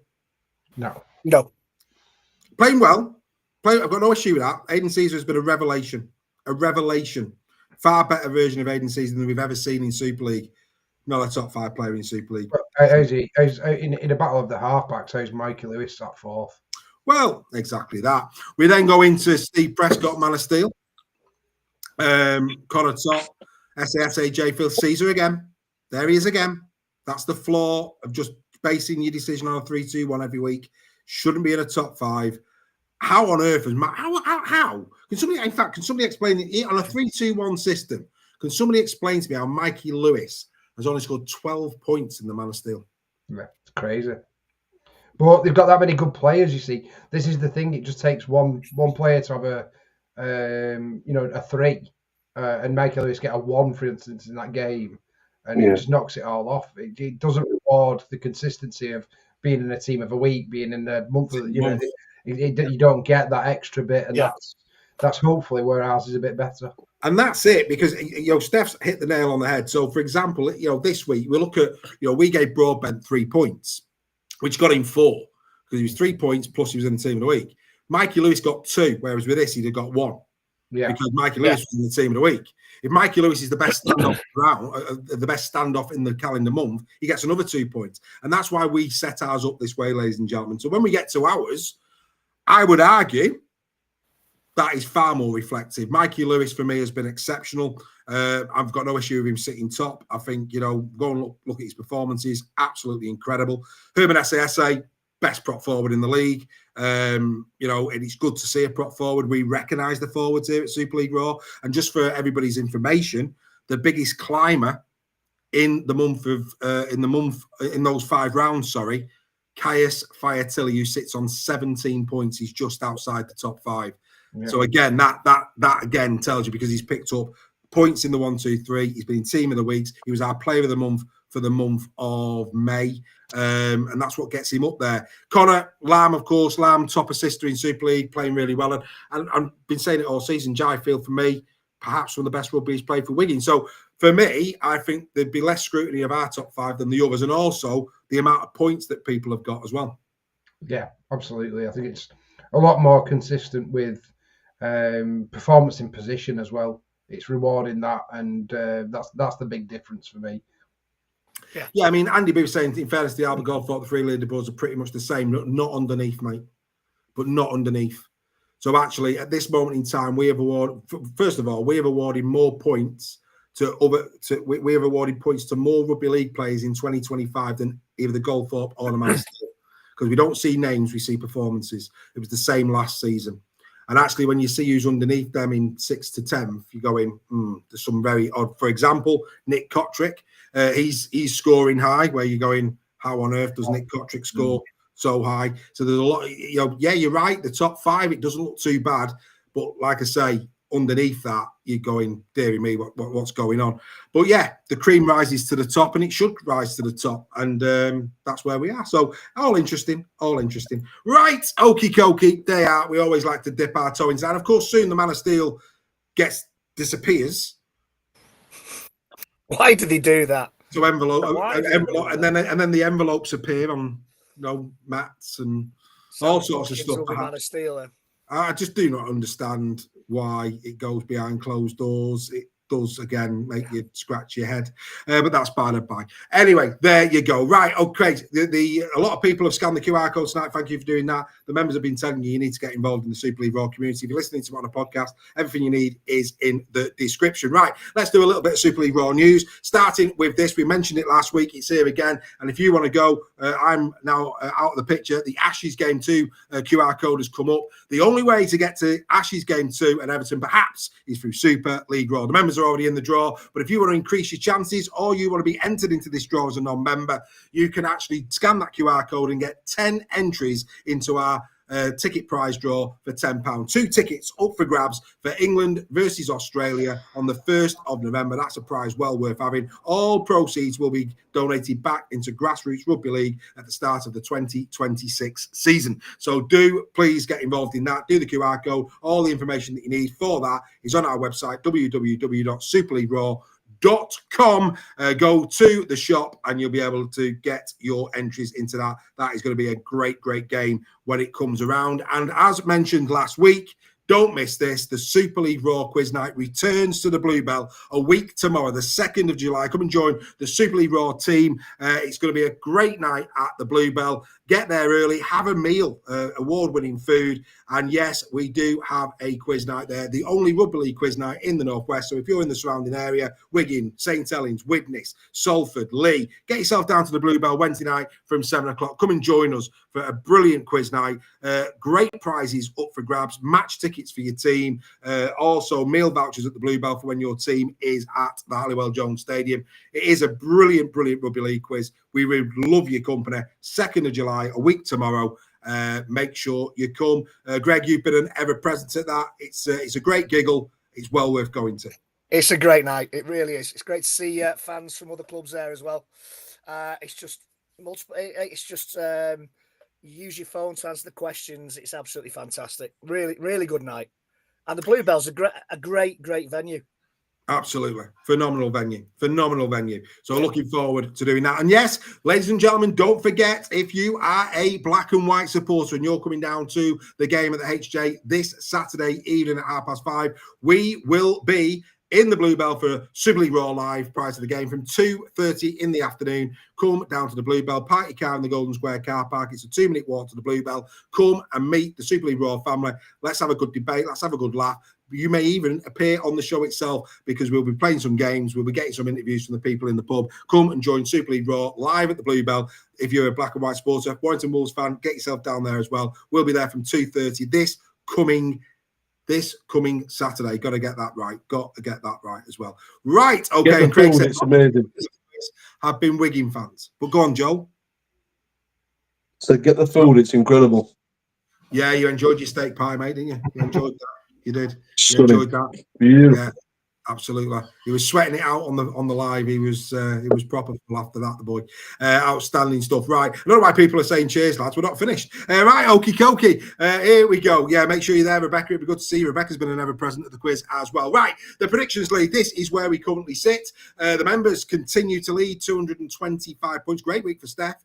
22 points. He was our highest climber last week. But it is the members, then it is Greg, then it's the non-members, then Steph, who's climbed up. Joel, again, not having a bad week. He's got himself 11 points. Then it's myself, and then it's Earl. So, the members continue to lead. You by 5, Mr. Nixon.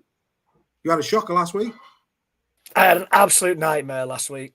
But yeah, as surely as autumn follows summer, I start falling down the leagues at this time of the year.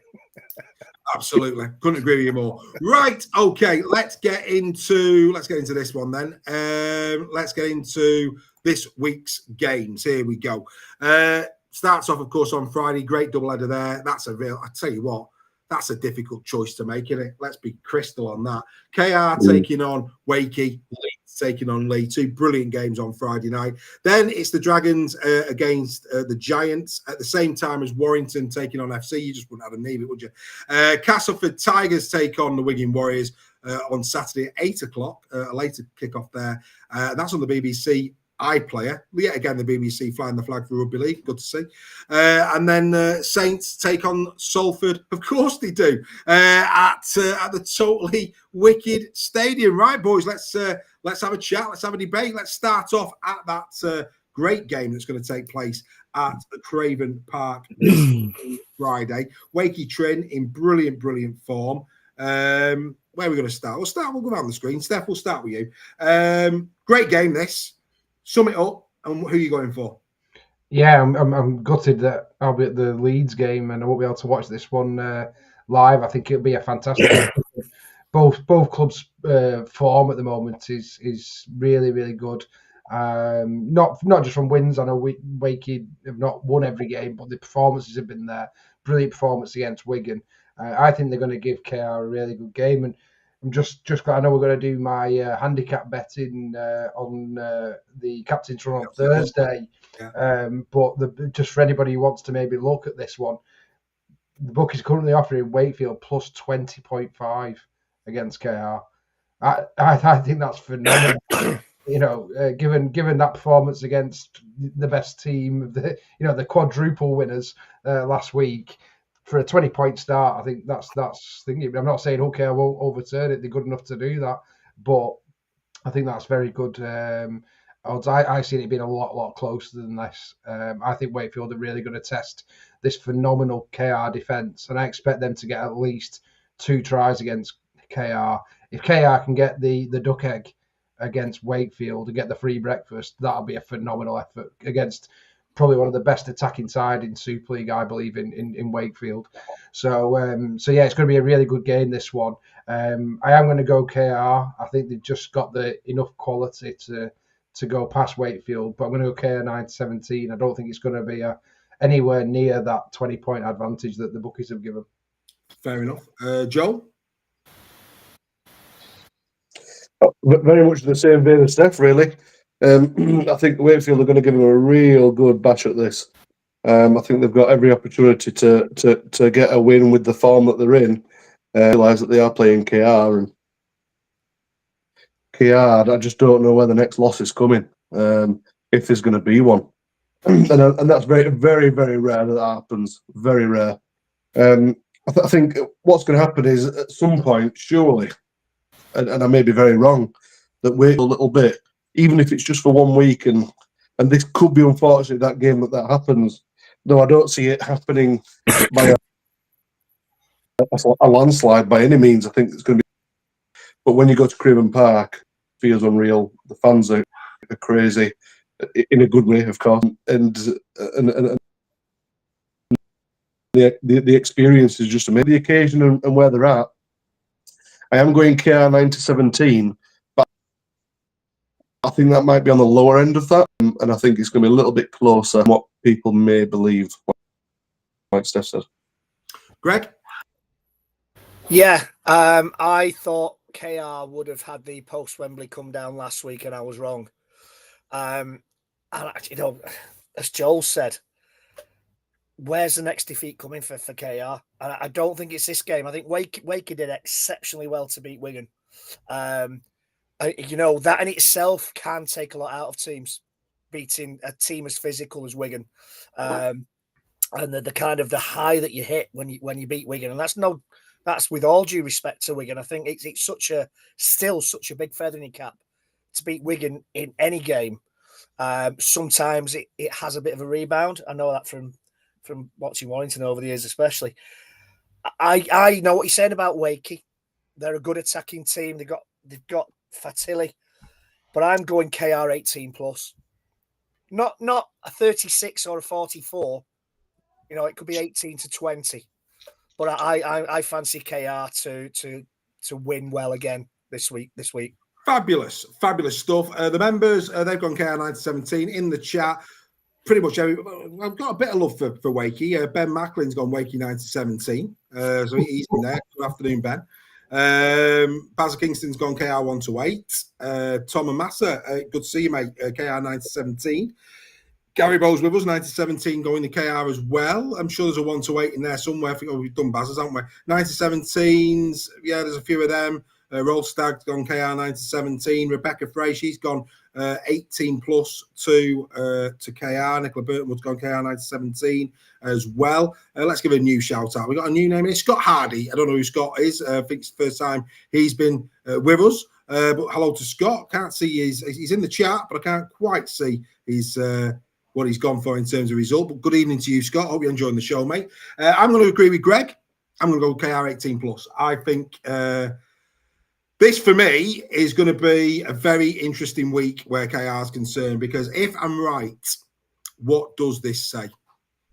Especially off the back, in terms of, because Wigan played Wakey last year, and what nobody's talked about is that impact that has on Wakey. You can go one or two ways. It can either lift them, or it could have actually took a lot out of them emotionally and physically. So, again, can Wakey back up? Big question that. Can they back up? I think KR at the moment, they're just defence 8.1 a game, attack on fire. For me at the moment, it's an 18 plus. It's an 18 plus. The bookies, as you often say, Steph, don't get it wrong. I understand why they're giving Wakey a head start like that, because why would the bookies do anything less at the minute, the way AKR are playing?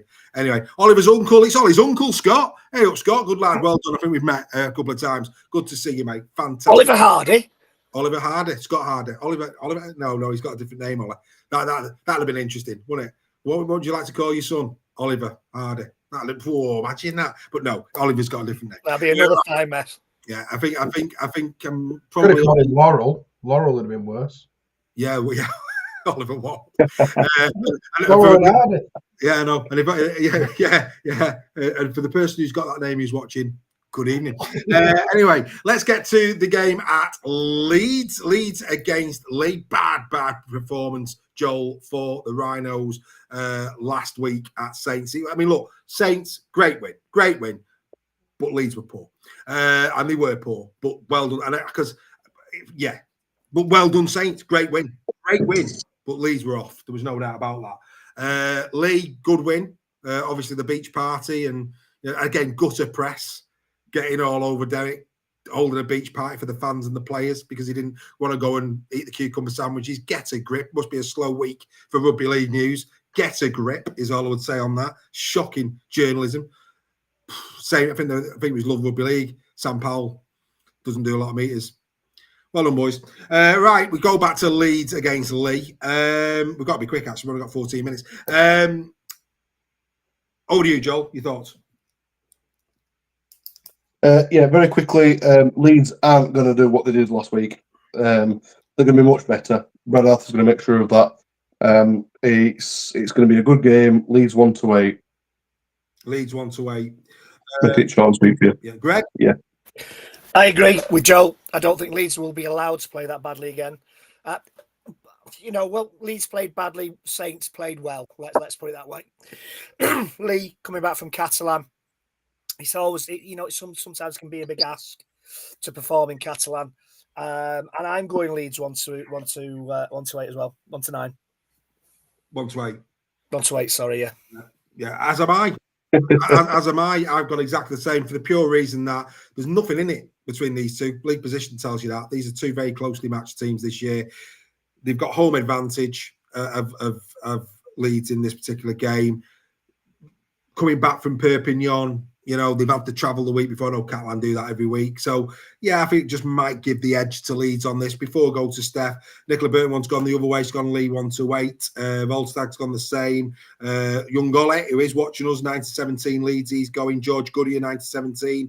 Kerry Robinson, hello, Kerry, 9-17. Freddie McGilvey, Leeds 1-8. Scott Hardy, he has given us a prediction on this one. 18+ Leeds. That's a big one. That's a big one. We've got a bit of love though. Craig Forth's gone Lee 1-8. Go on then, Steph. Your thoughts? Well, everyone's saying in the chat about Lee having an energy sapping trip to Catalan. They've been in a pool and on the beach for 3 days, so it was more like a break than a thing. So hopefully that won't affect them too much. Not like they've travelled to Australia and back. No, I think it's going to be a really interesting game. It could. It's the definition of could go either way, this one, as the league position dictates, as form at the moment dictates. It's going to be tough for Leeds to go to Headingley and win, but they've been there and done it before the Challenge Cup in 2023. I'm going to go Lee 1-8. You're back in your team. Good man. Well done. Outstanding. Right, we now go to the game in Perpignan. Huddersfield against Catalan at Catalan. Greg, your thoughts? Huddersfield looked really good last week against the Warrington side that admittedly were out of sorts. They've got some players back now, as Joel will agree with. They've got some players. Strike players who looked really, really up for it last weekend. And I'm going Giants 9-17. Catalan, rumours are they've only got 17 players fit, so they've not been playing well. I'm going Giants 9-17. Yeah, so am I. I'm going the same score, Steph. I sit a bit closer. I saw a much improved Catalan side against Lee. I thought they were at points. I thought they were really good actually in the game against Lee. Huddersfield obviously great win at Warrington. We were moaning about the heat. It's going to be 39 degrees at kickoff for the Huddersfield game. I had a look before, but it came up on my app before. So good luck to the Giants fans. Make sure you drink plenty of water. You'll need it. I'm going to go Huddersfield. I think Huddersfield will win, and I've got a bit closer, 1-8. 1-8. Right, into the chat. Let's have a quick look. Giants 9-17 says Nicola Burtonwood. Catland 9-17 says George. So coming from opposite spectrums there. Garibal's gone Giants 9-17. Rebecca Frey's gone Huddersfield 18+. Joel, your thoughts? In answer to your question in the chat, yes, my Wi-Fi is now sorted. So hopefully that'll be there. I am seeing it quite close, just like Steph. I don't think the heat's going to be the issue for the English boys, but we've got a lot of the likes of Gags, Tane, Burge, and Wolford. They're all used to really hot weather. So for them, it's going to be, walking the. Though, like Steph said, Catalan were much improved. And I was thinking last week, if we win against Wolves, we've got at least a 9-17 win here. But then I came back down to earth and realised that we're Huddersfield, and it could be 1-8, though we've got a very good track record in Perpignan. So you're going 9-17? No, 1-8. 1-8. Right away. 1-8. Fabulous. Radio, fantastic stuff. The members in this one, they've gone the Giants 1-8. Right, Steph, we'll start with you. Warrington or FC? I'm trying to think of. I've got to marry mine with my bet, so I've got to be careful so I don't contradict myself. I think this is going to be a very interesting game. I think Warrington will be looking for a massive response off that performance, what they served up against Huddersfield. But they're going against a very good side in Hull FC. It's going to be... I think this could be a bit of a close one. Both sides have got a bit of a history of nullifying each other. It's just whether the Warrington forwards, particularly the likes of Philbin, can go toe-to-toe with SASA if they spell them against each other. That could be a bit of a battle, this one of the forwards. I'm going to go Hull FC 1-8. 1-8 FC, Joe? FC 1-8, just purely based off momentum and form. Reggie? I'm afraid I agree with the guys. FC 1-8. Warrington are out of sorts this moment in time. Quite what the reasons behind that are, I don't know. I'm not privy to things like that. Hull FC have got a good pack, and that's where I think this will be won. Caesar, I think it was mentioned in the chat. I think Andy Bibby said Caesar's doing well this season. He is. He's doing well for Hull this year. 1-8 FC. Fair enough. I'm going to go Y 1-8 in hope. If Warrington need to at least show something, a bit of a bounce back after what happened last week. So, we'll wait and see. Charlie might get 3 for you. Yeah, just don't get me on that. Ben Macklin, why? A lot of love for Wire in the chat. A lot of love for Wire in the chat. But Kerry Robinson's gone FC 1-8 in there. Volstag's gone all 1-8 as well. But yeah, Warrington getting quite a few in the chat, which is interesting. Right. Very, very good. Going to have to be quick here. Wigan travelling to Castleford. Joel. 18+, unfortunately. Sorry, Cas fans. Wigan are you can't play that bad in 2 weeks in a row. They're going to bounce back, and unfortunately, Cass are just at the wrong end of their form at the moment. Okay, Greg. Wigan won't win. Wigan won't lose 2 on the bounce. I'm going Wigan 18+. I think they'll bounce back in style. And Steph. I would have gone Wigan 18+, but Wigan are leaking points at the moment, and obviously had a bit of a knock in confidence. Yeah. I do expect Cass to score a couple of tries, especially within his senior, and Senior have been very impressed with at fullback as well. So I'm going to go Wigan, but 9-17. Rightio. And in the chat, any love for Cass? Let's just have a quick look. Well done, boys. That was good. No, pretty much Wigan. Thought as much. Yeah, Wigan 18+. A lot of them going 18+, 9-17s. But yeah, pretty much as you'd expect. Most going for Wigan. The fans for the members. FC 1-8, they went, just for clarity. Wigan 9-17. They've gone Leeds 1-8. They've gone Saints 18 plus. In the spirit of time, does anybody see it other than an 18 plus for Saints? No. No, neither do I. No, neither do I. Willens keeps his job. Yeah, absolutely. But no, good luck to Salford. I mean, like I say, showing great heart, great desire. Let's hope they have some good news as well this week. Let's hope they're right. Before everybody disappears and says good night, thank you to all the members tonight who have been chomping at the bit in the chat, been watching you do it. Thank you very much. Getting people who've done the QR code to really consider joining this wonderful community. To my members, please share what you see online. You like it, you don't share it. Please share what you see online. Please do that for me. Share as much as you can. Spread the gospel. I know a lot of you, you at the grounds, talk to people about Super League Raw, which is fantastic.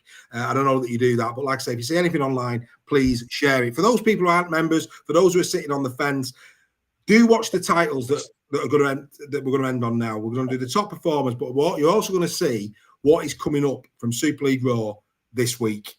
Right now, you've got to ask yourself the question: if you're going to go and buy a magazine for £5, what's this worth? For $4.99 a month, you get all the benefits of Super League Raw.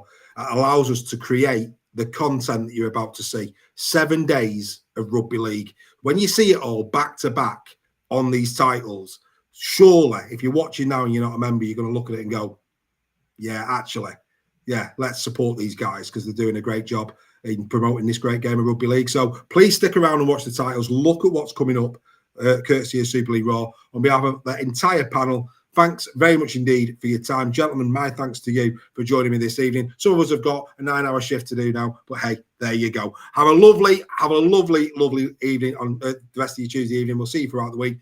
But do watch the titles. Bye for now.